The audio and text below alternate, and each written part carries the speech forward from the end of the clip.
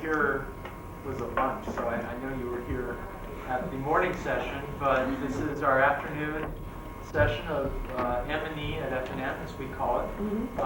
And the speaker for today is certainly no stranger to our campus. He's visited us, I believe this is the fourth time at least. Last night when we were remarking on how much the Lewises travel to New Zealand and Australia and England, David said that Professor Lewis said that he lives in a rather small part of the globe, widely scattered. And we're happy that at least one point of the globe that he lives in for a little bit of time is Lancaster, and that we've had him visit us and give us many papers. Today his topic is Finkish Dispositions. Please welcome Professor David Lewis. Thank you. All of us used to think, and many of us still think, that statements about how a thing is disposed to respond to stimuli can be analyzed straightforwardly in terms of counterfactual conditionals. A fragile thing is one that would break if struck. An irascible man is one who would become angry if provoked, and so on. In general, we can state the simple conditional analysis thus. Something X is disposed at time T to give response R to stimulus S if X were to undergo stimulus S at time T, X would give response R. Simple indeed, but false. The simple conditional analysis was decisively refuted by C.B. Martin. The refutation has long been a matter of folklore. I myself learned of it from Ian Hunt in 1971, but now it has belatedly appeared in print. Dispositions come and go, and we can cause them to come and go. Glass blowers learn to anneal a newly made joint so as to make it less fragile. Annoyances can make a man irascible. Peace and quiet can soothe him again. Anything can cause anything, so stimulus S might itself chance to be the very thing that would cause the disposition to give response R to stimulus S to go away. If it went away quickly enough, it would not be manifested. In this way, it could be false that if X were to undergo S, X would give response R. And yet, so long as S does not come along, X retains its disposition. Such a disposition, which would straightway vanish if put to the test, is called Finkish. A Finkishly fragile thing is fragile, sure enough, so long as it isn't struck. But if it were struck, it would straightway cease to be fragile, and it wouldn't break. Any Finkish disposition is a counterexample to the simple conditional analysis. The thing is disposed to give response R to stimulus S. It is not so that if it were to undergo S, it would give response R. The analyzandum is true. The alleged analyzans is false. Suppose instead that we have something that is not yet disposed to give R in response to S. It might gain that disposition, and S itself might be the very thing that would cause it to gain that disposition. If the disposition were gained quickly enough, while S was still present, it would at once be manifested. So the counterfactual analysans is true. If the thing were to undergo S, it would give response R. And yet, so long as S does not come along, the dispositional analysandum is false. The thing has not yet gained the disposition to give response R to S. This time, it is the lack of the disposition that is Finkish. But again, we have a counterexample to the simple conditional analysis. Dispositions, as Martin has often emphasized, can come in pairs. X is disposed to respond to the presence of Y, and Y is disposed to respond to the presence of X by a response R given jointly by X and Y together. In a nice case, where the simple conditional analysis works, we can express this by a counterfactual. If X and Y were to come into one another's presence, they would jointly give response R. For example, I and a certain disk are so disposed that if I and it came together, it would cause in me a sensation of yellow. We could say that it is disposed to influence me, or that I am disposed to respond to it, or both. Or we could say that the two-part system consisting of me and the disk is disposed to respond to the coming together of its parts. In the nice case, where the simple conditional analysis works, it doesn't matter which we say.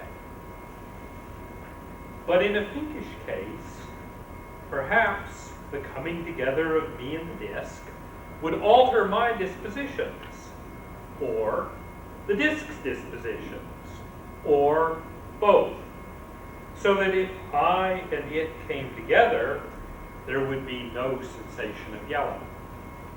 The disposition of the two-part system to respond to the coming together of its parts is Finkish in just the way we have already considered. Nothing new yet. But suppose we want to speak not only of the dispositions of the two-part system, but also of the dispositions of the two parts, of me and of the disk. It might be that the coming together would alter my dispositions, but would have no effect on the disk's dispositions. Then my disposition to respond to the disk would be Finkish, but the disk's disposition to influence me would not be.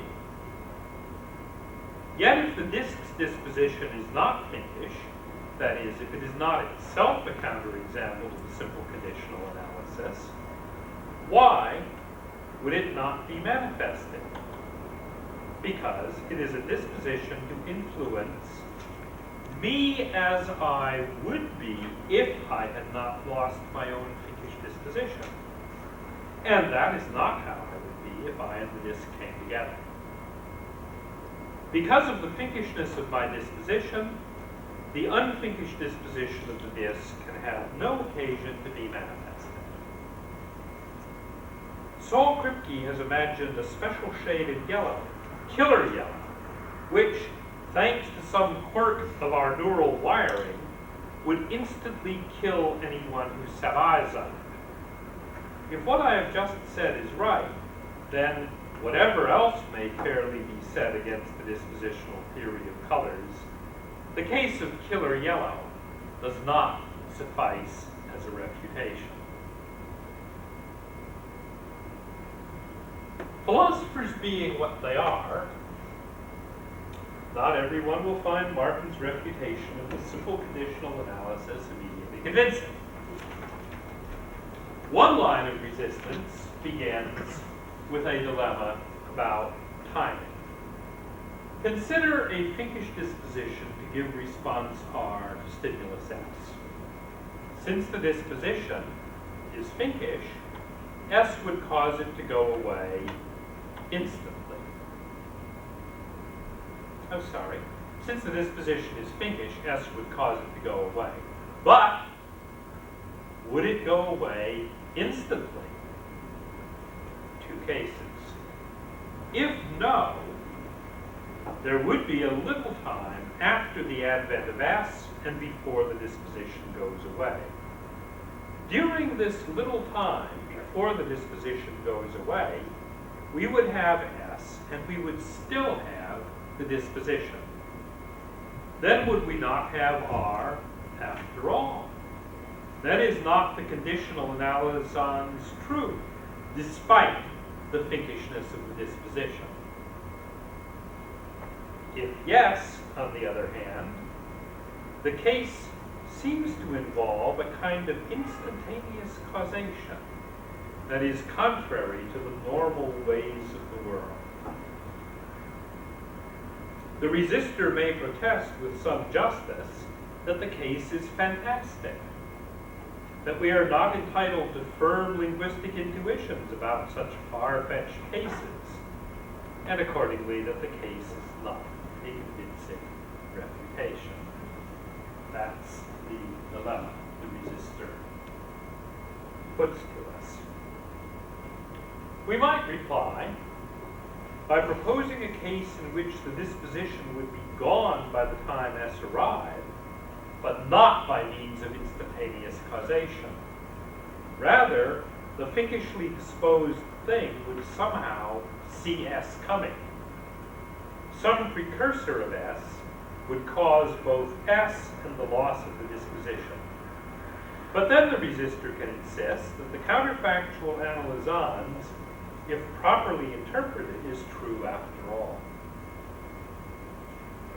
If we counterfactually suppose that S happens at time t, and we hold fixed the actual course of events before t, our supposition does not include S's precursor.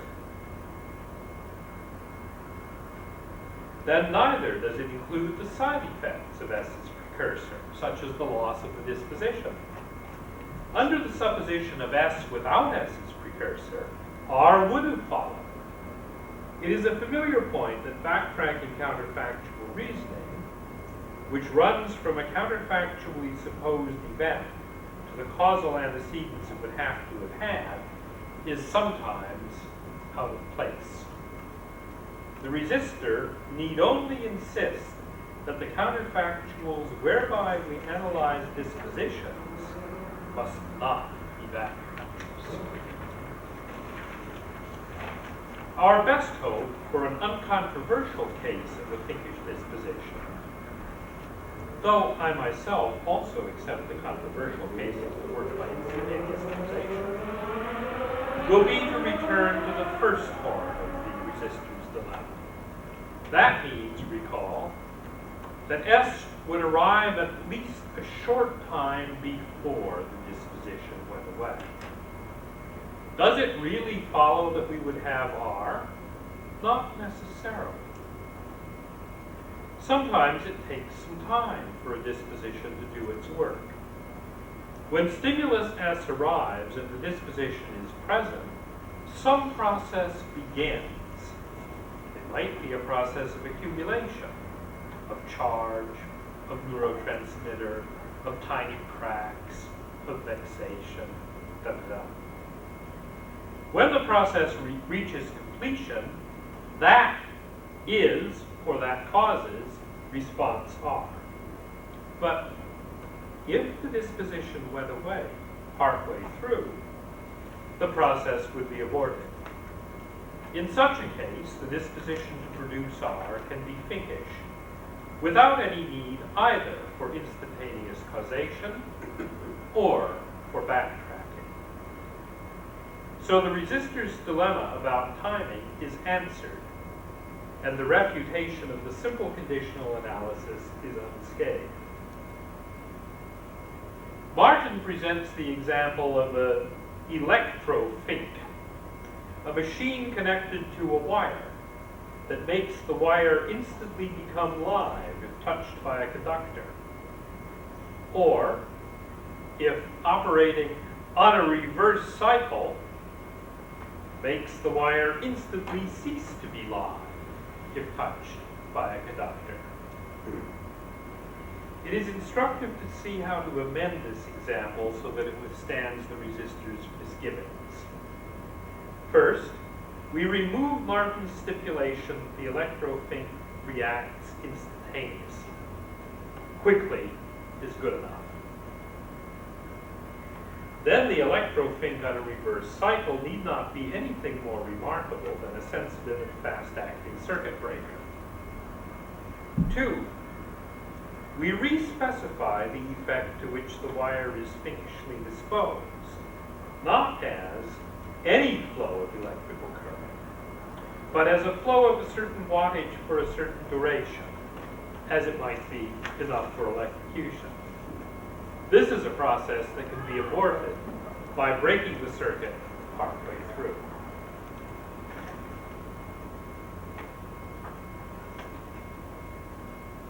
A different line of resistance suggests that if something is finkishly disposed to give response R to stimulus S, what it really has is a compound disposition. It has a state that at least resembles a disposition to give response R to S. Our resistor, since he accepts the simple conditional analysis, will think it inaccurate to call this state a disposition.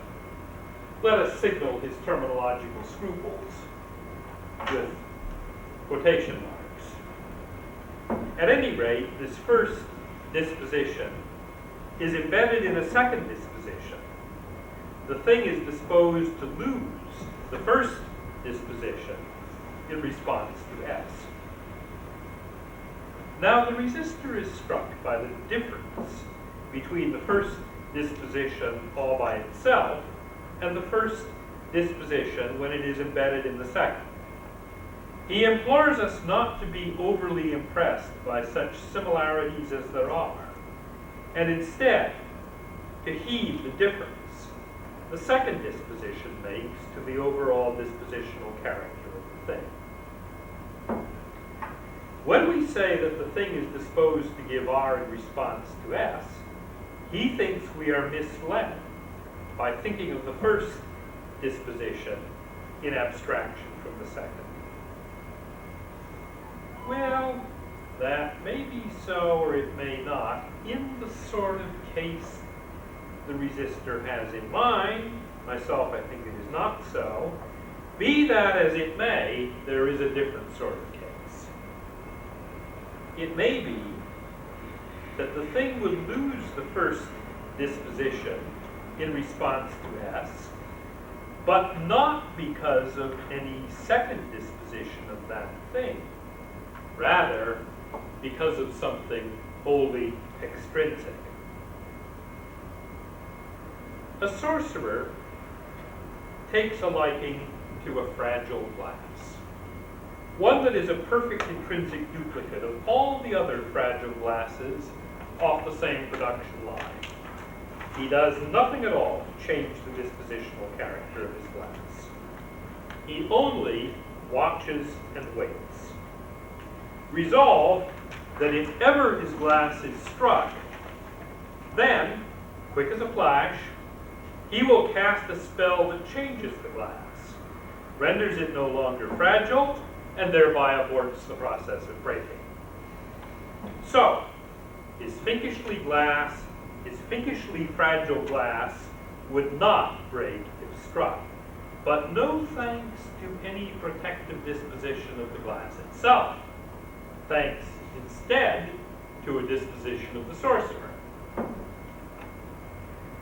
I have replied to the resistor by wielding an intuition that dispositions are an intrinsic matter, except perhaps insofar as they depend on the laws of nature. I myself would wish to insist on that exception, but this is a controversial matter that needn't be considered now. That is,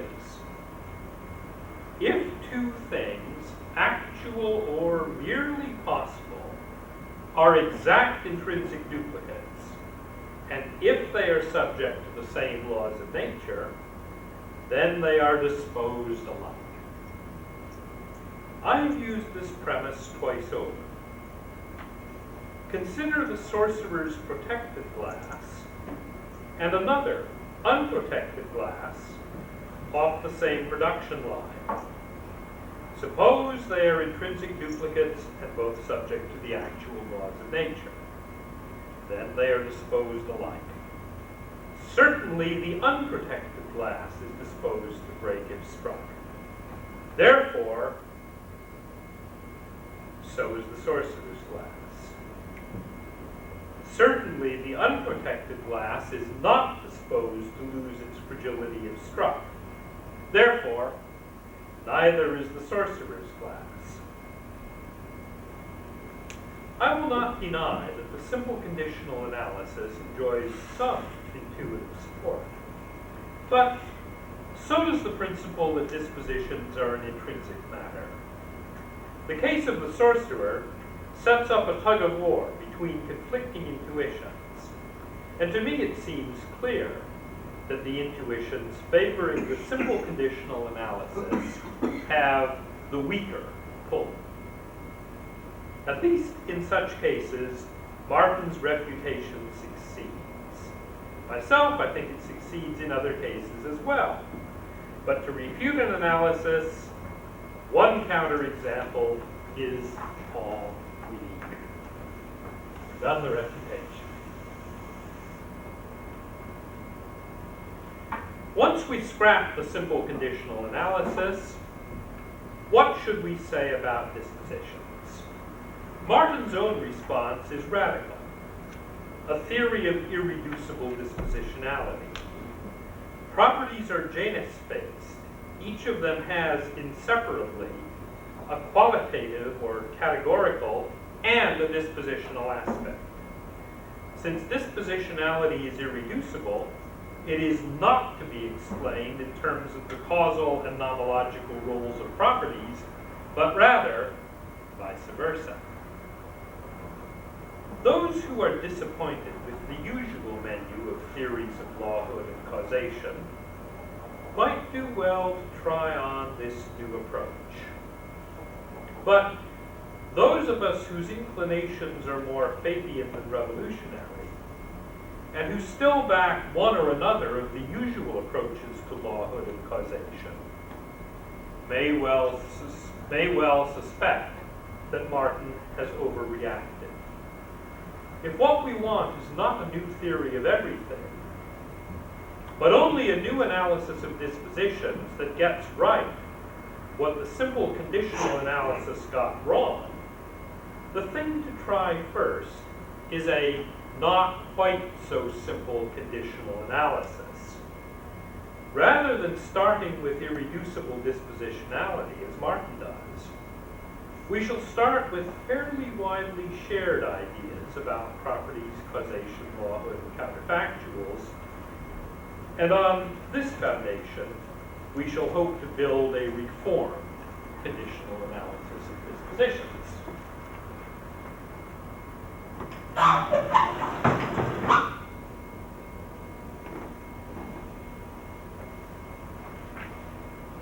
Suppose that a certain glass is non-Finkishly fragile, and it is struck, and so it breaks. The breaking, presumably, was caused, and caused jointly by the striking and by some property B of the glass. We call this property B, a property which would join with striking to cause breaking, a causal basis for the fragility of the glass. 3 comments. First, different fragile things may have different causal bases for their fragility. Second, strictly speaking, it is the having of the property that does the causing. A particular event, or perhaps a state of affairs. To speak of the property itself as a cause is elliptical. Third, what causes what depends on the laws of nature. If lawhood is a contingent matter, as many but not all of us think it is, then it is also a contingent matter which properties can and which cannot serve as causal bases for fragility. Elizabeth Pryor, Robert Pargeter, and Frank Jackson have argued convincingly for the thesis that all dispositions must have causal bases.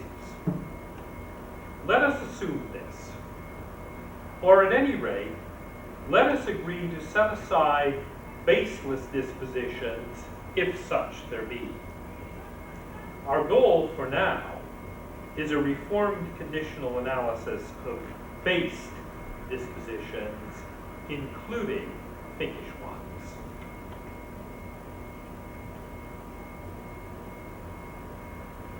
Pryor et al. Argue from a simple conditional analysis of dispositions, but that flaw in their argument is not a serious one. Though wrong as an analysis, the simple conditional analysis remains true as a rough and ready generalization.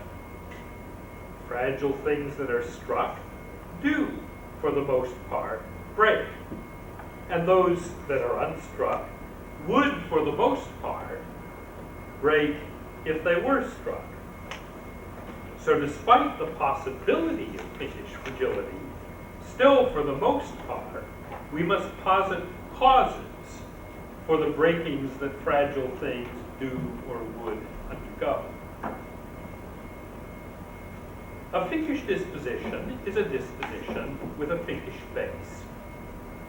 The Finkishly fragile glass has a property B that would join with striking to cause breaking, and yet the glass would not break if struck, because if the glass were struck, straightway it would lose the property B, and it would lose B soon enough to abort the process of breaking. Then is it true to say, as I did, that B would join with striking to cause breaking? Yes or no? What I meant when I said that was that if the glass were struck and retained B, then B together with the striking would cause breaking. That much is true. And yet it is also true that if the glass were struck, it would not retain B. Thus, the possibility of Finkishness rests on a logical peculiarity of counterfactuals, their variable strictness, as I've called it. It can happen that two counterfactuals,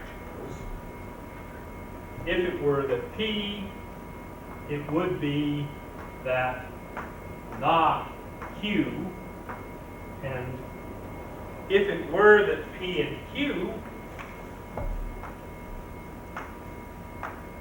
it would be that R. It can happen that two such counterfactuals are true together, and that the truth of the second is not merely vacuous truth. Because the first counterfactual is true, the supposition that P and Q happen together is more far-fetched, more remote from actuality than the supposition just that P. But we are not forbidden from entertaining a supposition just because it is comparatively far-fetched. Variable strictness means that some entertainable suppositions are more far-fetched than others.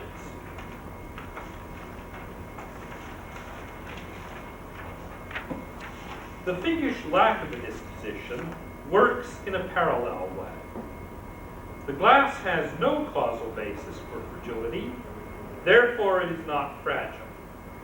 Yet it would break if struck, because if it were struck, it would straightway gain some property B that would serve as a causal basis for fragility. And B would arrive in time, though maybe only just in time, to join with the striking to cause the glass to break.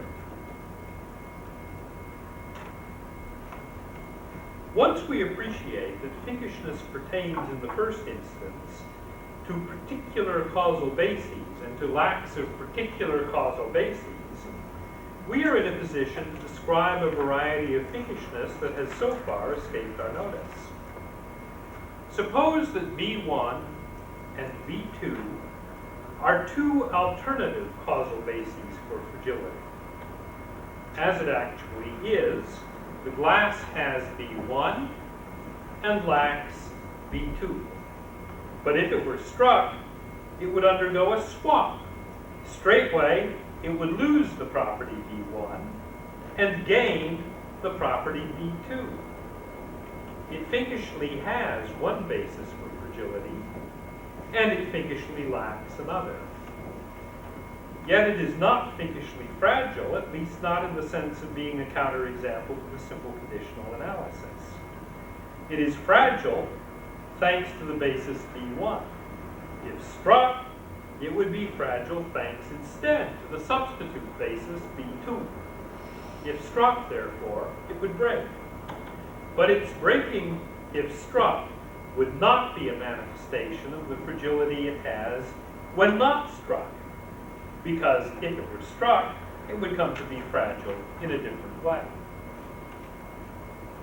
We need to add something to our characterization of finkish fragility, so as to distinguish it from the different situation just considered, as follows. The finkishly fragile glass has a property B that would join with striking to cause breaking, yet the glass would not break if struck, because if it were struck, it would lose B, and, here's the new part, it would not gain any substitute basis for fragility.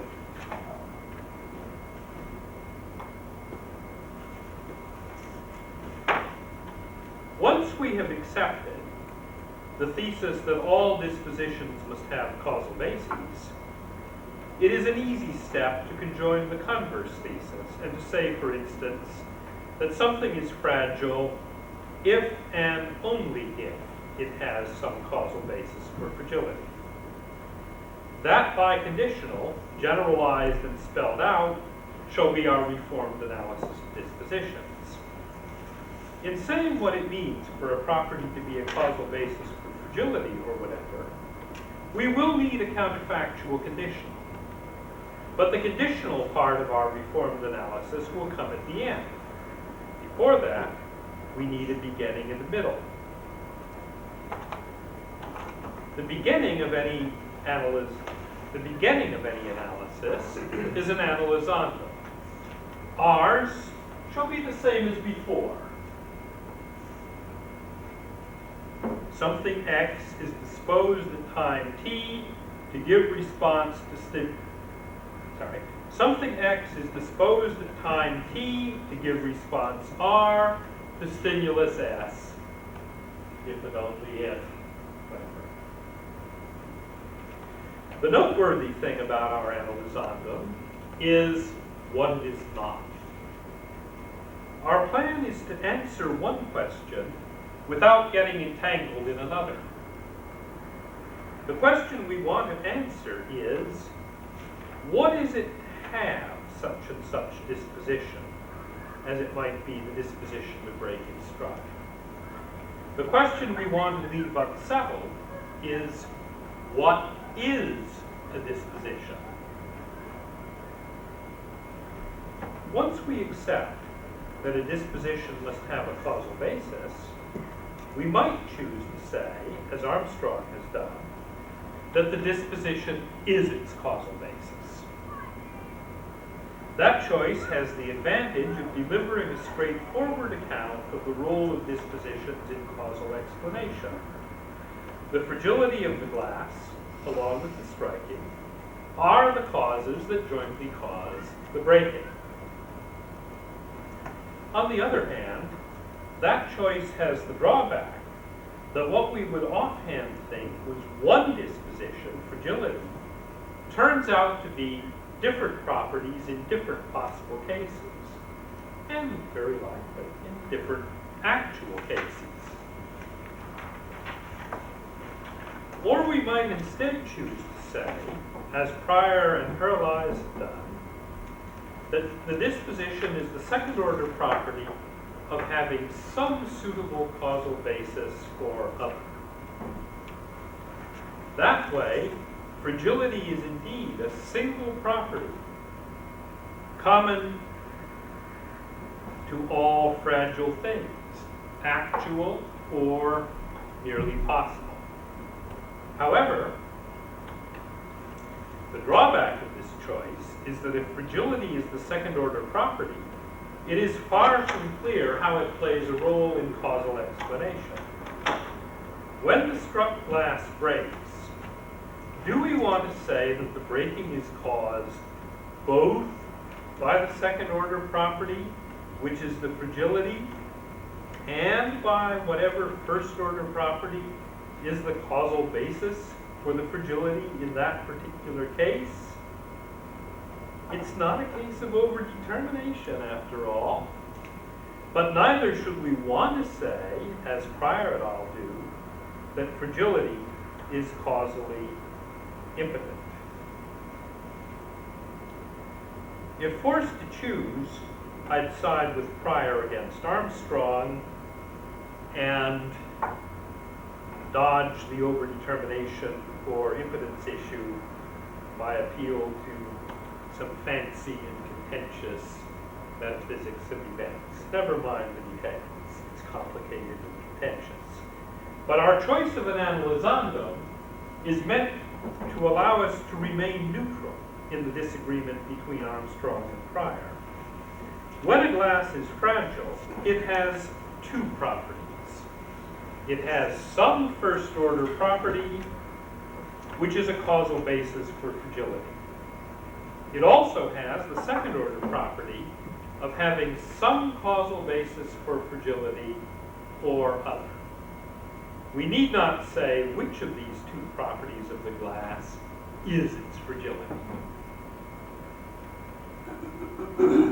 If we remain neutral in the disagreement between Armstrong and Pryor, not only do we refuse to say which properties are dispositional, equally, we refuse to say which properties are non-dispositional or categorical. So we would be unwise to speak, as many do, of categorical bases.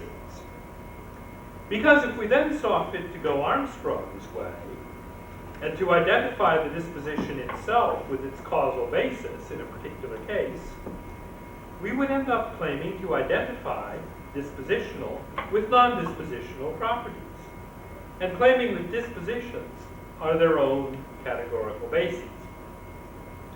Rather than risk such confusion, we do better to eschew the alleged distinction between dispositional and categorical properties altogether. Our chosen analyzandum has another advantage, generality. Suppose instead that we had taken some particular example of a dispositional concept. The concept of a poison, say, or the concept of fragility, or the concept of a lethal virus. A dispositional concept is the concept of being disposed to give so-and-so response to such and such stimulus.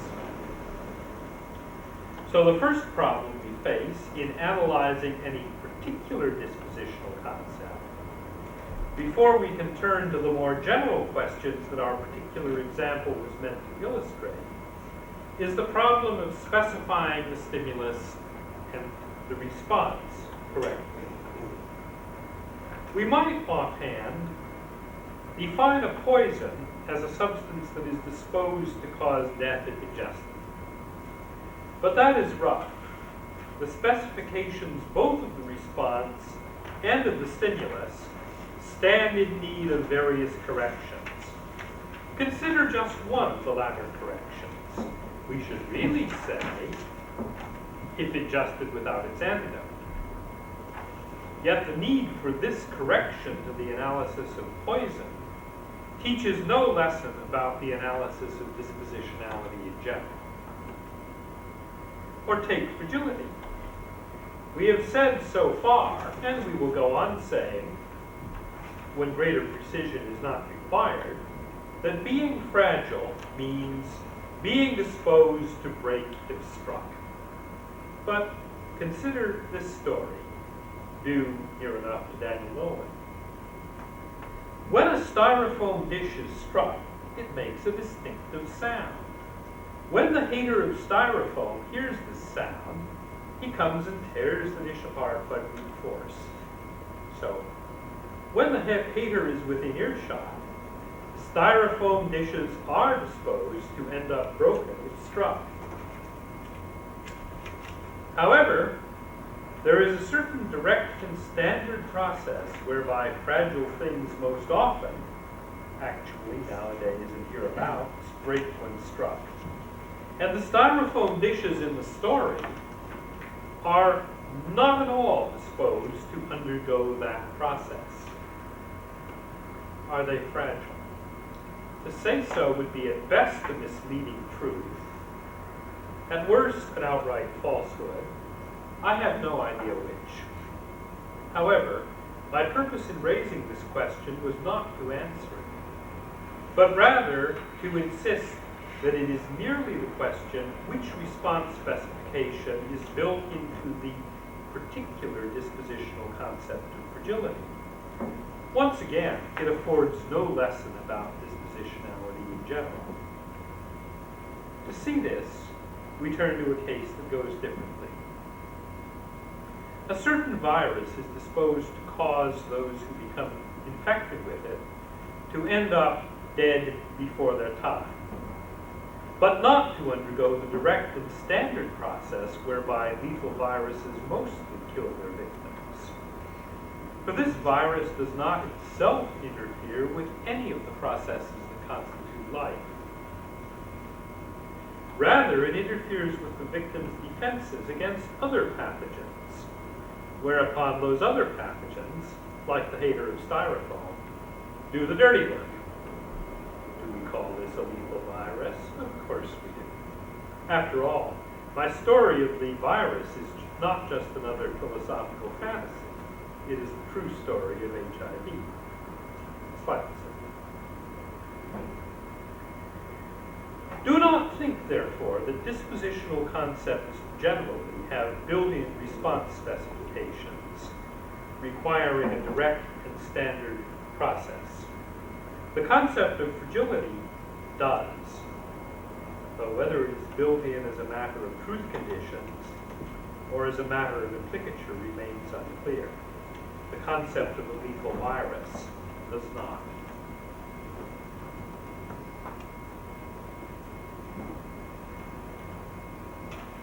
We begin our analyzons with a restricted existential quantifier over properties. If, for some suitable property B that X has at T,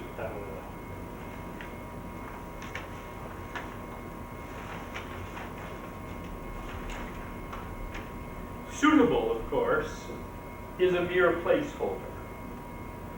We want to restrict the quantification to properties that can serve as causal bases for a disposition. We need to require that B is a property, a having of which can cause something. But we shall provide for this later in the conditional part of the analysis. We shall say counterfactually what B would cause. So it is unnecessary to add a requirement of causal potency at this point as well.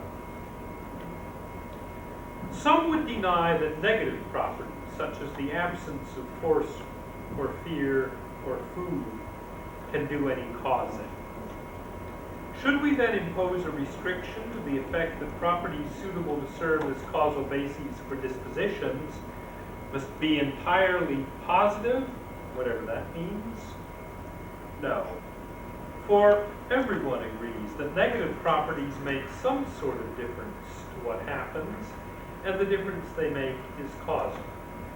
Martin puts the point thus: absences and voids, he says, are causally relevant, but not causally operative.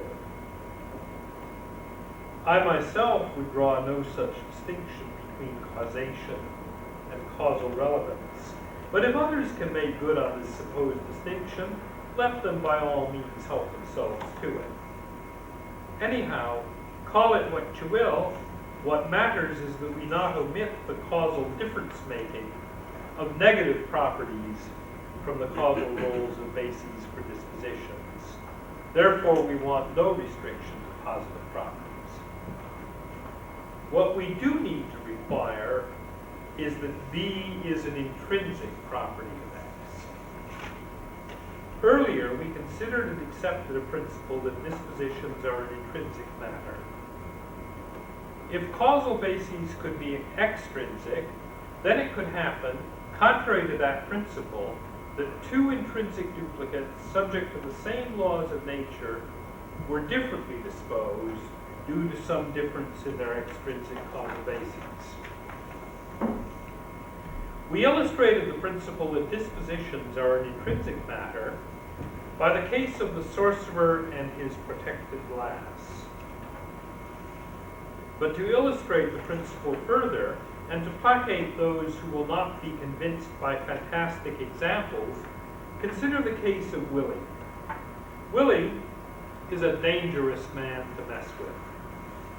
Why so? Willie is a weakling and a pacifist. But Willie has a big brother, a very big brother, who is neither a weakling nor a pacifist. Willie has the extrinsic property of being protected by such a brother. And it is Willie's having of this extrinsic property that would cause anyone who messed with Willie to come to grief. If we allowed extrinsic properties to serve as causal bases of dispositions, we would have to say that Willie's own disposition makes him a dangerous man to mess with. But we very much do not want to say that. We want to say instead that the disposition that protects Willie is a disposition of Willie's brother. And the reason why is that the disposition's causal basis is an intrinsic property of Willie's brother. If we insist that dispositions must have intrinsic causal bases, we run a risk of surprises. It just might turn out, for example, that electrons are not, after all, disposed to repel one another. Because it just might turn out that negative charge, the causal basis of the repulsion, was an extrinsic property involving the state of the surrounding ether. How bad would that be? Not so bad, I think, that we ought to buy immunity from such surprises at the cost of saying the wrong thing about dangerous Willie.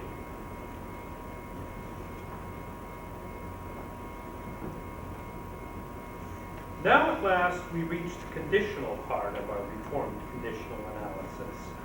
The counterfactual which says that property B is a causal basis for X's disposition to give response R to stimulus S. We shall proceed by successive approximations. What's on the board isn't going to end up being the final analysis. Let's change this while we're about it.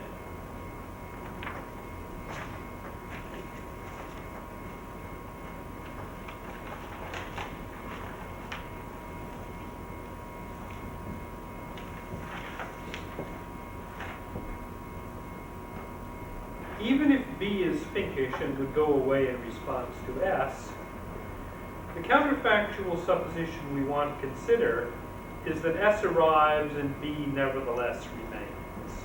How long? Long enough to finish the job of causing R, however long that job may take. So here's our first stab at finishing the analysis. For some time T prime after T, if X were to undergo stimulus S at time T and retain property B until T prime, X would give response R. The quantificational prefix and the antecedent are now in final form, but the consequent still won't do. analysons in its present form tells us, X might finkishly lack fragility. It might be that X would break if struck, but no thanks to any disposition that X already had when unstruck. And yet, our quantified counterfactual, as it is now, might still come out true. B might be some property entirely unconnected with breaking, X's color, say. Or B might be connected in the wrong way with the breaking, logically instead of causally. To exclude such inappropriate choices of B, we amend the consequent, like this. Not just X would give R, but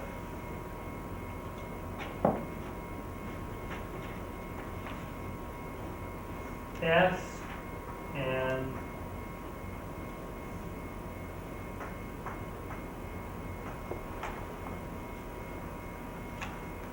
X's having of B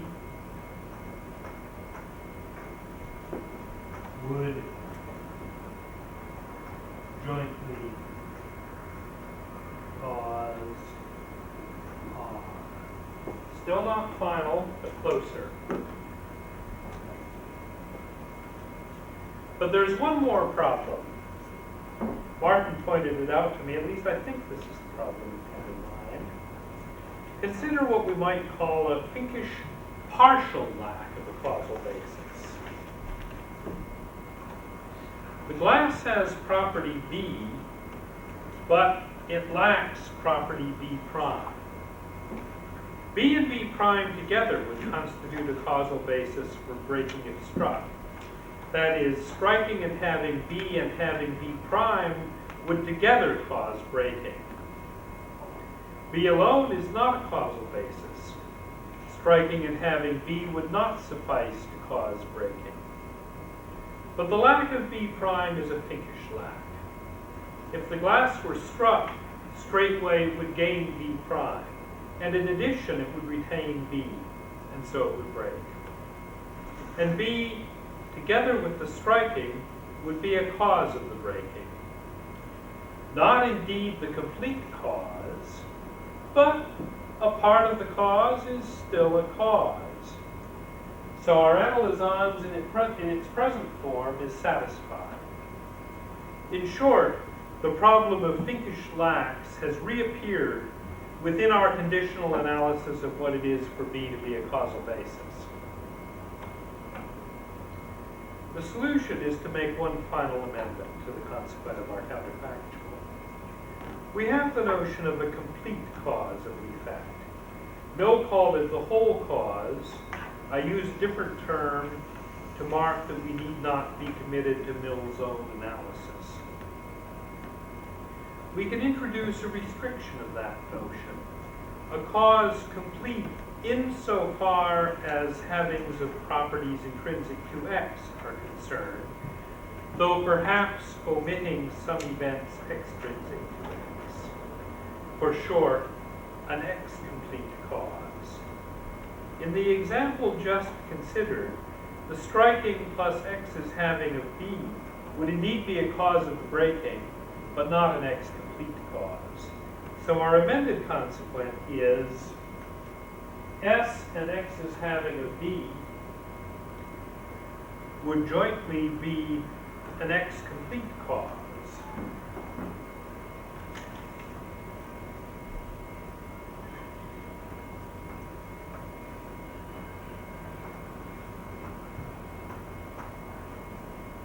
Complete insofar as intrinsic properties of X are concerned.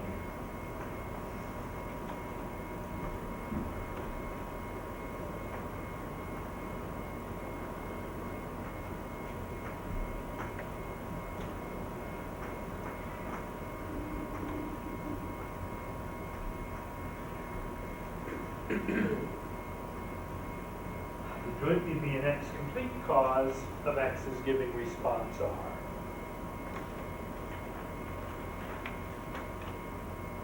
And there you have it. It's become rather an unlovely mouthful, but I think there's hope that it will do the job.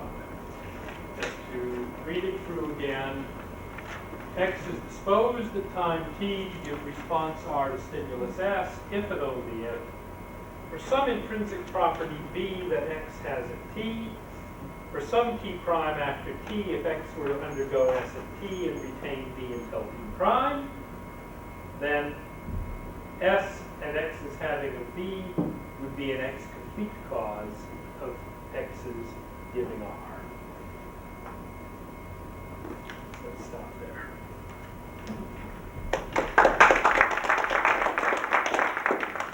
Due to our late start, we'll have to change the schedule. We'll go until 3:35 with our discussion period, take a 15-minute break, and so start at 10 of 4, I guess, with Professor Armstrong.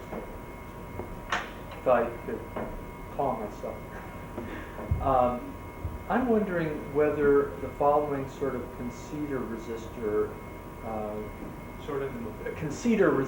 that is, someone who concedes to you that the conditional analysis, the simple conditional analysis fails, who concedes that dispositions are largely a matter of intrinsic properties, possible exceptions having to do with laws of nature sorts of dispositions, but doesn't concede and wants to resist on the notion of Finkish dispositions.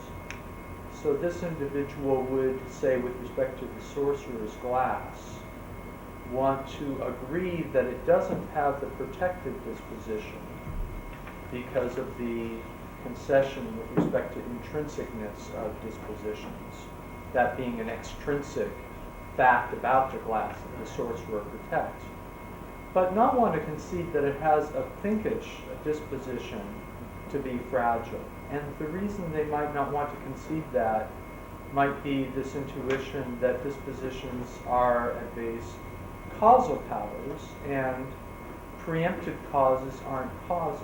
And so they might want to say something like this, that rather than a disposition to Finkish fragility or Finkishly fragile dispositions, it might have a second order disposition, a disposition to become fragile when ignored by the sorcerer, perhaps. I guess anybody could agree to that. So I guess that's an uncontroversial thing to say, and doesn't add anything to the distinctive view. The distinctive view is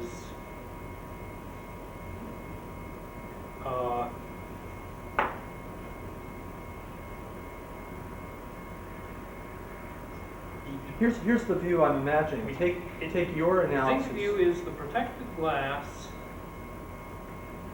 is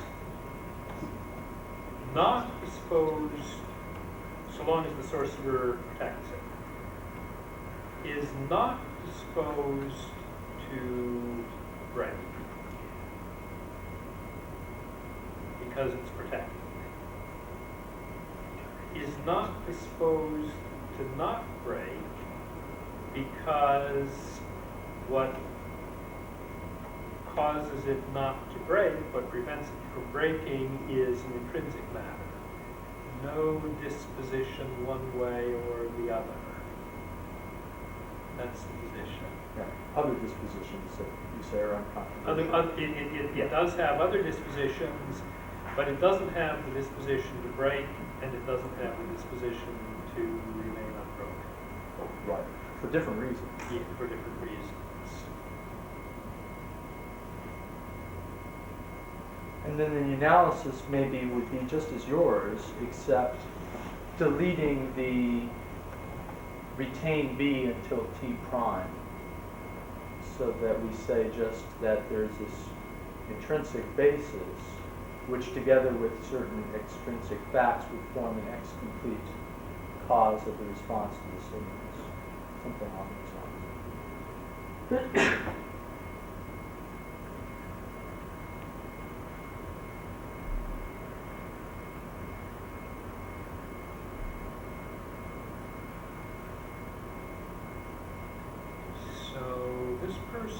moved by the idea that dispositions are an intrinsic matter, and yet, and isn't devoted to the conditional analysis, but nevertheless, and is willing to pay for whatever appeal this view has. I'm not getting why the view has that appeal. Is willing to pay for whatever appeal this has by denying that it's disposed one way or the other. Now, of course, all of us will sometimes deny that things are disposed one way or the other. Take something that is non-Finkishly disposed to have a 50% chance of breaking. It isn't disposed to break, it isn't disposed to not break, but it is disposed to have a 50% chance of breaking. So the principle of, so to speak, dispositional excluded middle is a goner in any case. Okay, so I don't think the price that this character pays is too terrible. What I'm not getting is the appeal of it. Well, I think two appeals. One, the strangeness of Finkish dispositions. The person rebels against this. And secondly, the wanting to have dispositions be but intrinsic. he's conceded enough. He's conceded that the protective glass is not disposed to break, right? And yet, intrinsically, it's just like a glass that is disposed to break. Right. It seems to me he's conceded enough that he's conceded the part that people find hard to take. I don't get why he concedes that much and then digs into it. The intuition, I guess I'm such a person. Yeah. The intuition Okay. is that this intrinsic causal basis that it has is preempted by these extrinsic facts. And again, preempted causes aren't causes, and so the intuition that a disposition should be this intrinsic causal power. But in this weird case of the sorcerer's glass, that power is preempted. And so it's not there. It would be there, save for these extrinsic facts, but it's not there because of the sorcerer, and that takes away that causal power that it otherwise would have, and so it takes away the disposition it otherwise would have. That's the intuition. Yeah, and it's important to the view that it's not just that the causal power would be taken. Because of purely extrinsic matters, the causal power is already gone. I don't see the appeal of it, but I get what the view is. I'm going to play the role of here a naive resistor and see what's wrong with this. In the case of the fragile glass, why couldn't they just say something like this? The glass is not just disposed simpliciter, but disposed under normal conditions. So you need to have that sort of qualification. So it's disposed under normal conditions to break, and of course, when you have the sorcerer, you no longer have normal conditions. And so then you just go through with that analysis. Same analysis of naive counterfactual analysis. Now, how do we spell out what are normal conditions? You can't, in general, say that the way counterfactuals work is to hold everything fixed. Strike it and hold everything fixed, and I guess it's both struck and unstruck because you were holding the unstrikenness fixed. And certainly you're holding the unbrokenness fixed. So you don't hold everything fixed. What do you hold fixed? I know two answers. One answer is hold the dispositions fixed. If it's fragile, then if it were struck and its dispositions were held fixed, it would break. This, I guess, is true, but it's, as Martin emphasized from the start, it makes the analysis circular. It's not, it's all very well as a truth, but it analyzes dispositionality in terms of dispositionality. Another move, this is in a part of the paper I didn't read at the very end, is suppose it to be, it's fragile if it were struck and its intrinsic character were held fixed, it would break. That's a conditional analysis. That's not circular. So I thought for a while that might be a good way to go. But here's the problem. If it were struck and its intrinsic character were just as it actually is, nothing would happen to it at all. Because the way struck things break is by way of causal processes involving their intrinsic properties. They get deformed and stressed, and they get little cracks, and the little cracks grow into bigger cracks.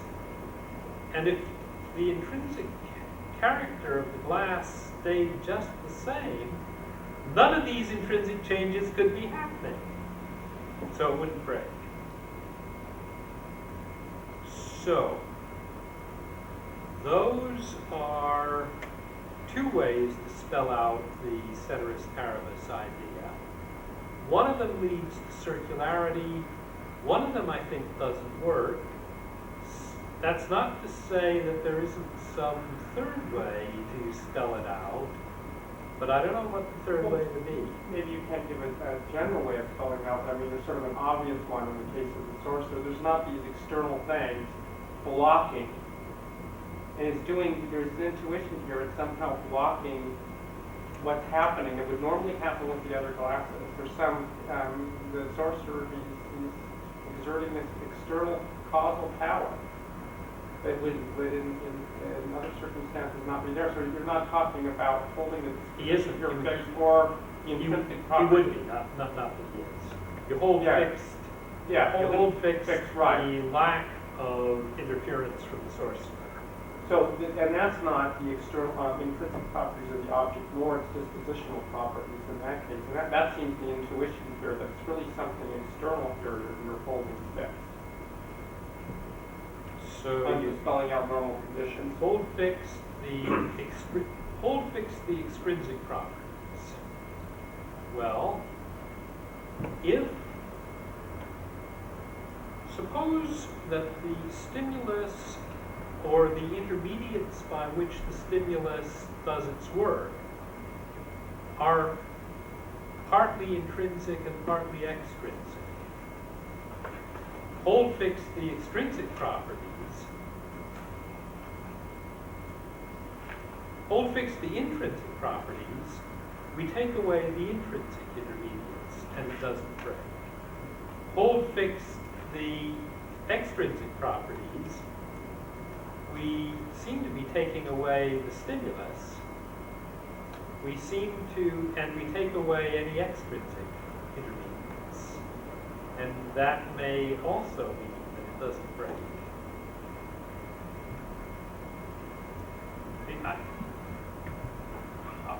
Now, this is not fair because what you said was I know what to hold fixed in the particular case. And I do too, because I think we should hold fixed the dispositions. Of course, I can't say that and still be giving a non-circular analysis, but still in all, I know what to hold fixed in the particular case, and so do you. And so it is in many other particular cases. But one would like some general pattern of analysis, not a lot of separate stabs for a lot of separate cases. And that's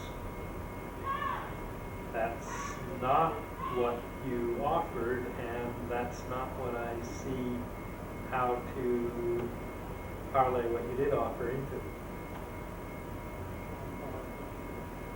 Mike. I fear I am going to reveal the level of philosophical acumen I possess in this question. David, I got lost on page 2. I got lost with the first full paragraph on page 2, and you began by saying anything can cause anything. I said, that's not right. My brushing my teeth on the morning of Deng Xiaoping's death did not cause him to die, nor could it have caused him to die. Could have caused So there's some kind of recherche theory of causality that I probably don't understand that we're talking about here. Then you go on to explain it to me by saying smashing the vase is going to cause it to have the property to fall apart when you smash it. Now then I got even more confused. And I ended up 2 sentences later thinking that the guy who wants to defend the simple analysis just got to look you in the eye and say, you're just wrong. And you say, I am not. He says, it's so, I am not. This isn't a counterexample. This is just simply telling that guy, look, your analysis is true and your analysis is false, and it's just too bad. Now, please enlighten me so that and it spoiled the rest of the paper for me, because I never was able to get what insight you were getting in here to see how you were handling the problem. I'm done.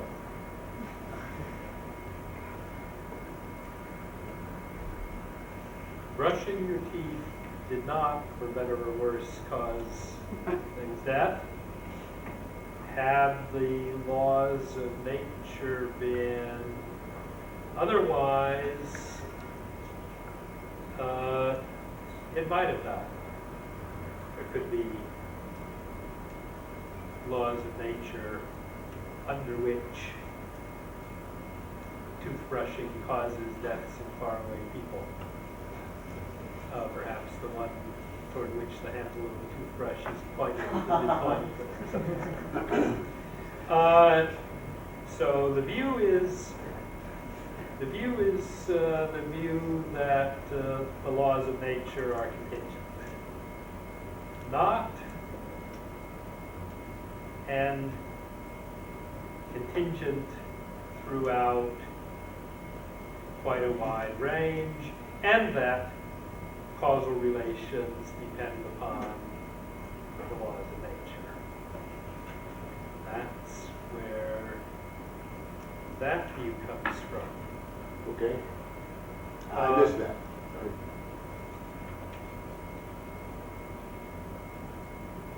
Okay, and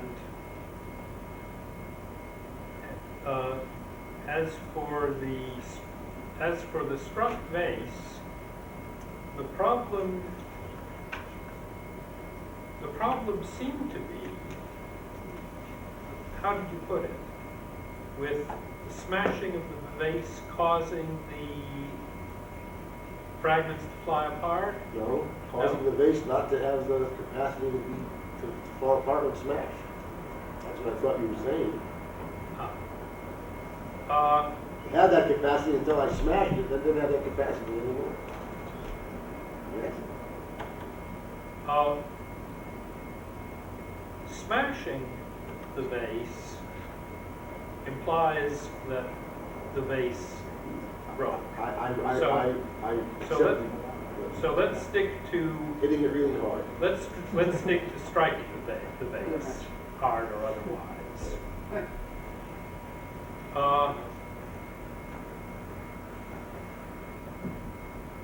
You can call, it certainly won't lose its fragility and also break. So striking it and causing it to break won't cause it to cease to be fragile and not to break. But striking it, just plain striking it, could cause it not to be fragile. If there are things that cause vases not to be fragile. When I was a chemistry student and learned glass blowing, I in fact learned to do some of these things. If the laws of nature were otherwise and the general causal relations in the world were otherwise, striking a vase might be one of the things that causes it not to be fragile. Or maybe not just any striking of a vase, but striking it just right. Why couldn't there be causal laws that work that way? The only part of the story that I need to hear is understand in what sense then would you want to say, and yet so long as S does not come along, X retains its disposition. And that's the part that I don't get.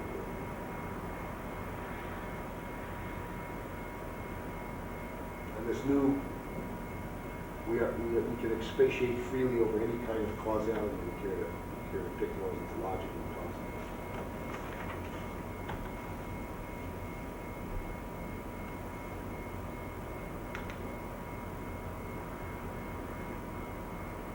The vase has an intrinsic structure. So long as it isn't struck, it retains that intrinsic structure. If it were struck and retained that intrinsic structure, it would break. If it were struck, it would not retain that intrinsic structure. Those are the central features of the example. If it would lose, if it were struck, it would lose the structure, but if it were struck and kept the structure, it would break, and furthermore, the striking of the structure would cause it to break.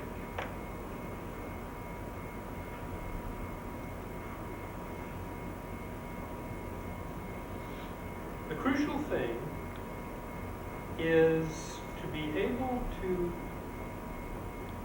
say in the same breath that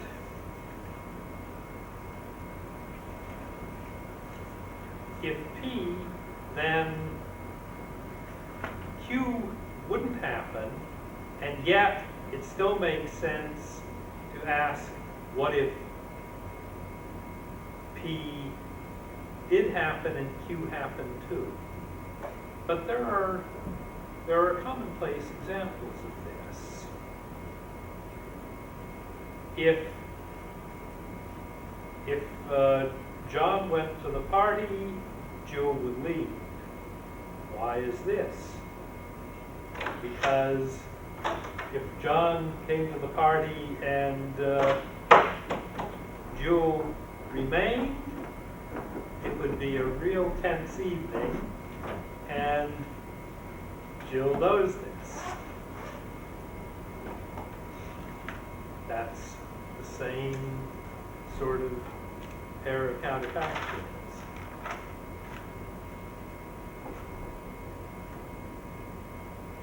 Okay, I'm done. Thank you. Okay? Yes. What if we go back to Robin's direction and try to save the simple conditional analysis with a ceteris paribus clause, but we do it rather than trying to hold intrinsic character, as you mentioned, came to the paper, rather than trying to hold extrinsic properties fixed. We say we'll hold extrinsic properties fixed, except say for stimulus. So we'll allow the stimulus, but we'll preclude sorcerers and so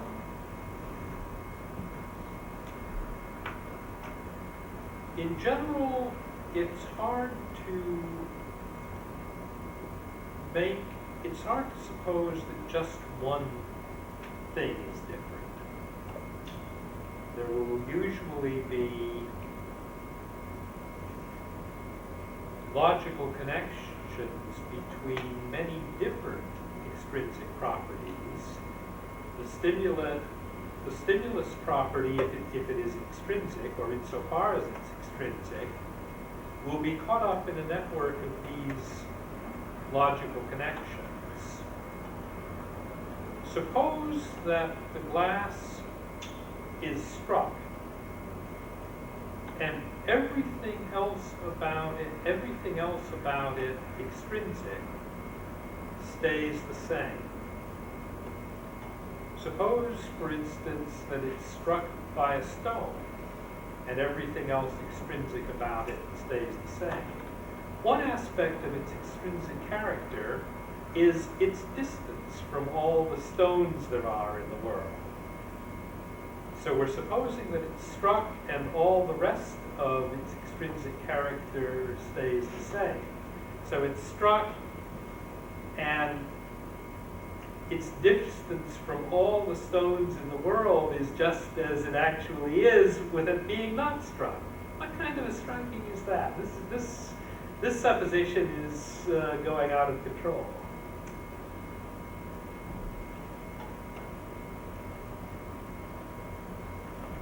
Yeah, I am inclined to add, I don't know how far I want to go with this, though, for fear that there's more danger around them, but I guess I'm inclined to say, well, sure, I mean, there are going to be other things in this case that are necessitated as a result of the stimulus posited in the analysis, and we're going to have to allow those in as well. Now, I guess the problem is once we open that door, there's no keeping the sorcerers out. I think the problem is you want to open the door to just the right degree, and the problem is how to describe the degree to which you want to open the door. Here's a kind of case that may especially make problems. Consider imagine that there is some observer with great powers of observation, as it might be God. Okay? God is watching these events.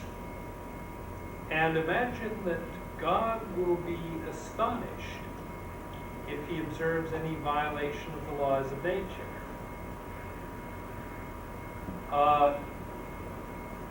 Anything, if you say, what if so-and-so were different, and such, which is lawfully connected with it, were not different? One consequence you'll always get is God being astonished. Do you want the conditional analysis to generate dispositions of things to astonish God if struck? I think this is unlikely to work well.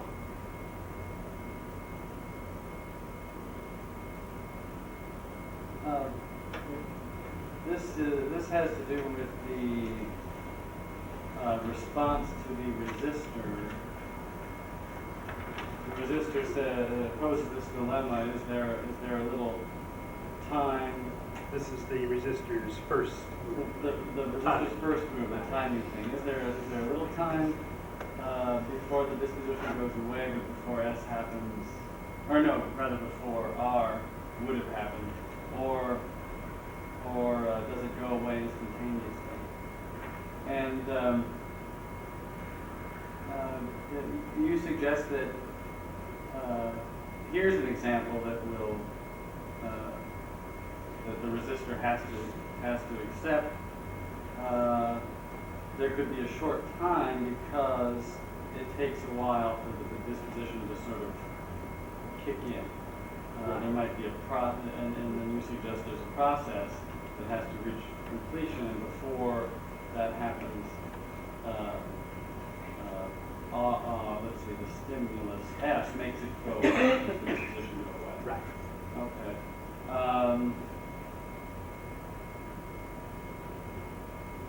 Now, clearly, as you say, the disposition to begin the process isn't Finkish.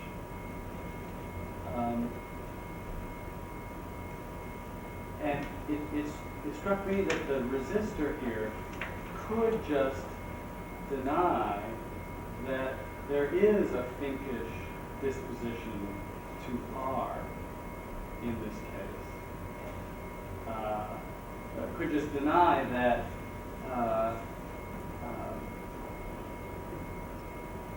see, here's the idea. S, in this case, is like drinking a vial that's got the poison and the antidote mixed together. Now, does drinking that have a disposition, am I such that if I drink it, I'll tend to die? Well, no. What happens is a process will be begun. The poison will start to work, but then the antidote will start to counteract this, and rather the thing doesn't go to completion. And it seemed to me that if there's a process underway which causes the final result, and the stimulus is such that it causes the process to begin, but also to not run to completion. In that sort of case, we don't really want to say that the stimulus tends to cause the result.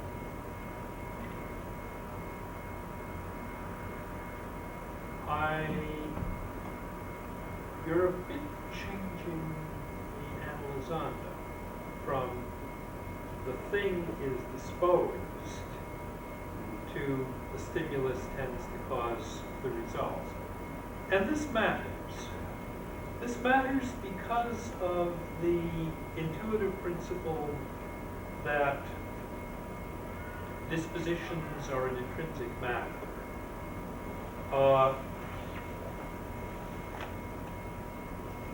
The thing saying the stimulus tends to cause the result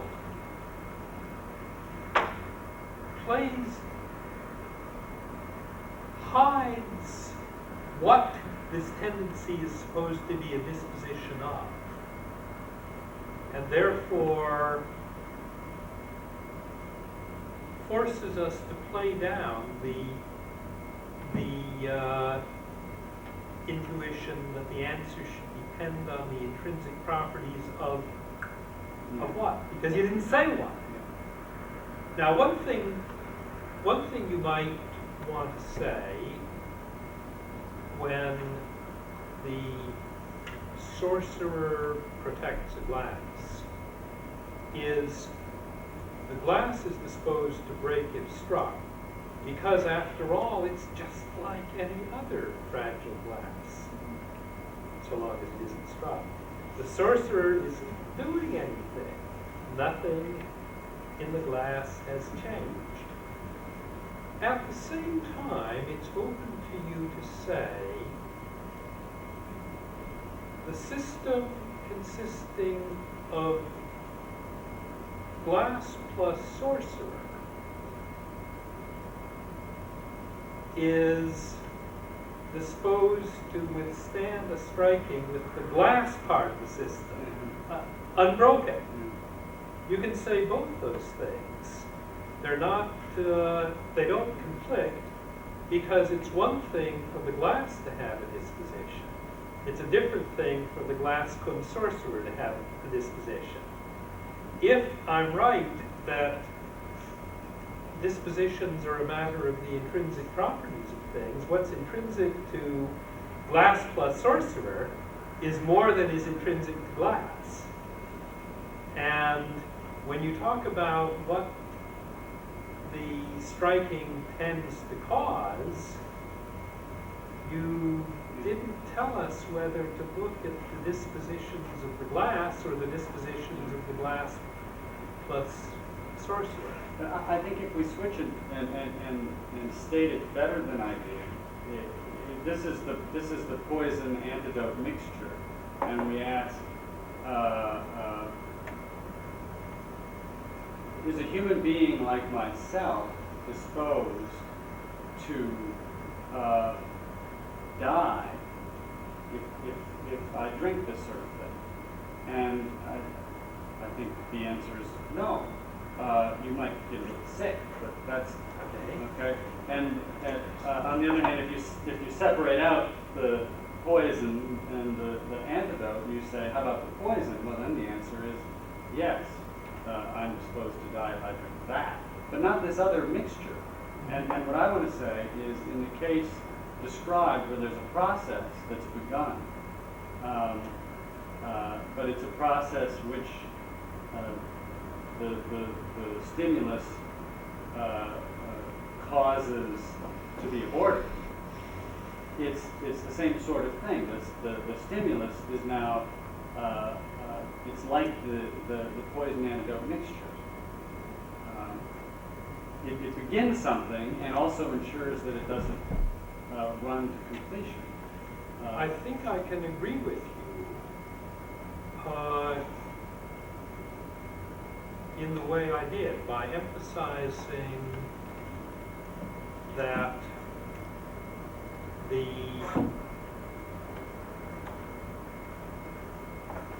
disposition to abort the process is a disposition of a bigger system than the disposition to undergo the process is.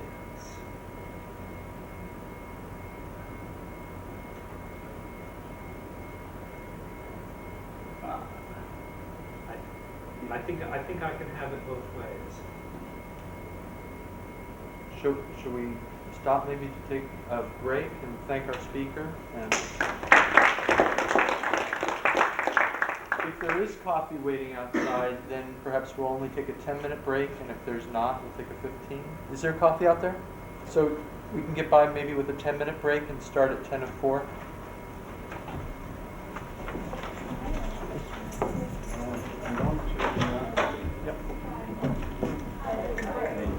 Here's the waves and here's the I've got 3 copies of the waves. So if there's only just say it has to be structural sufficiently hard, but structurally hard, and holding it doesn't sufficiently hard. Fragile and all the other properties. It's like, You've been running the question? great. Same height, everything.